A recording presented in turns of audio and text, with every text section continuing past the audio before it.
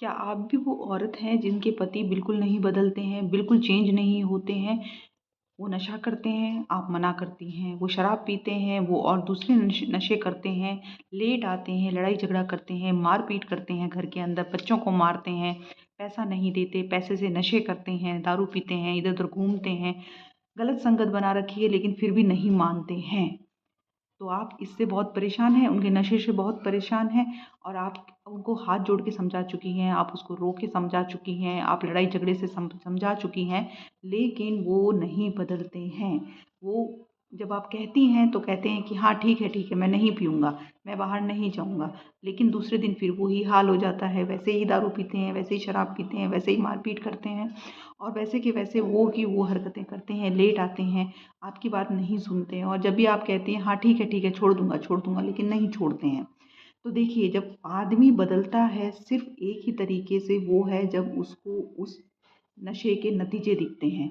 जब उस नशे के उसके कॉन्सिक्वेंसेस उसके सामने आते हैं, नशा करने से क्या परिणाम सामने जब उसकी आँख के सामने दिखता है ना, तभी वो इंसान बदलता है।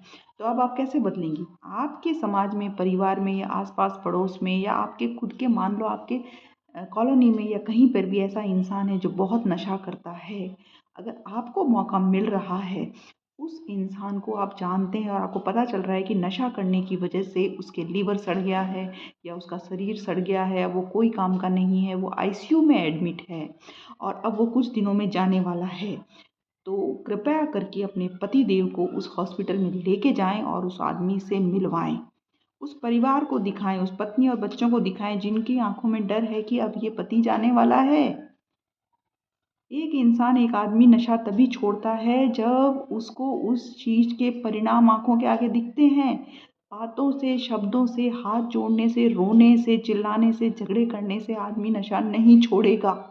आदमी नशा छोड़ेगा जब जो नशा वो कर रहा है, उसी नशे को करने से कोई दूसरा इंसान उसके सामने दिखाई दे उसे जो अब इस क्षण उस चीज़ को भुगत रहा है और अब उसके शरीर में, उसके परिवार में नतीजे दिखने लग गए हैं। वो जो डर होता है, वो ही आपके पति को बदल सकता है।